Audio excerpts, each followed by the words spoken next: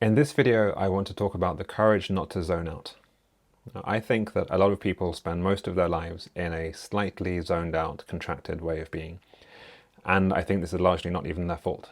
As I said in my last video, it's very difficult to stay spacious and aware when we have short form content and news and just things that are designed to capture our attention in our pockets on a small device all the time. They invite us to contract, they invite us to zone out and to not be fully with our experience, with our life. But at the same time, I want to encourage people to notice that pattern, to interrupt it, and to come back to a full, spacious way of being, to be fully expanded and participating in their life. But I also want to point out that this comes with a great difficulty in that we use this contracted zoning out as a way of avoiding things we don't like. So when I catch myself in a YouTube short hole, if I have a look, it's often because there's some emotion that I don't want to feel, or something that I find too overwhelming in some way, and I want to turn down the experience, the intensity of my life. It's literally a way of turning down the intensity of my experience. So when I learn the skills to turn back up the intensity of my life, I'm still left with the things I was running away from in the first place. Which leads me on to talking about how Alexander technique can interact with this world of emotional processing, emotional experiencing. There's one really important idea in AT, which is inhibition. Now, inhibition is that move that I was pointing to of noticing that you are caught up in something, that you're contracted, that you're dimmed, all these things, that you're lost in your phone.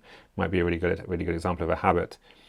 And then to inhibit is to expand out, to zoom out, and to come back to a way of being where you can make a new choice.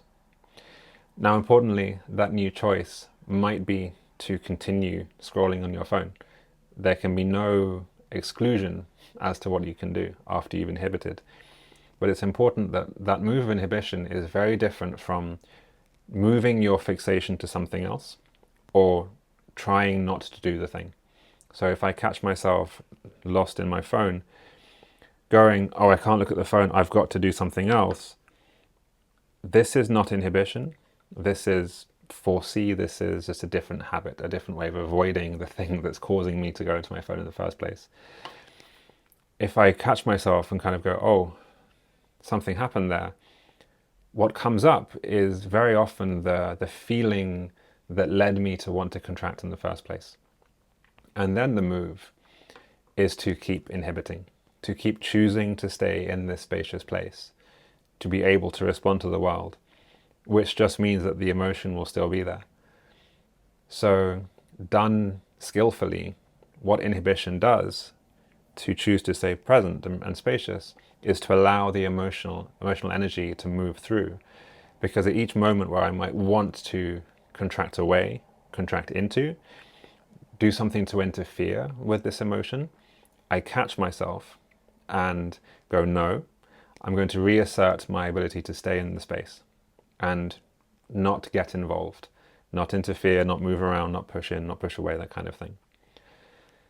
This is difficult. I don't want to give the impression that I'm a master at this.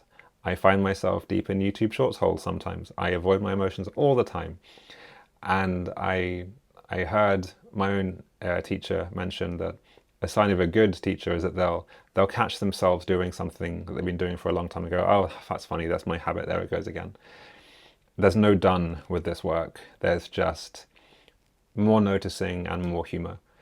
So I wanted to capture that, the connection between emotional intensity, emotional regulation, emotional expression, and this work around uncontracting, unfixating, coming back to full consciousness, particularly in the context of how difficult it can be in the world where we're just invited to hide from our emotions. We're invited to push them away, to dissociate, to dim our existence until things are tolerable again.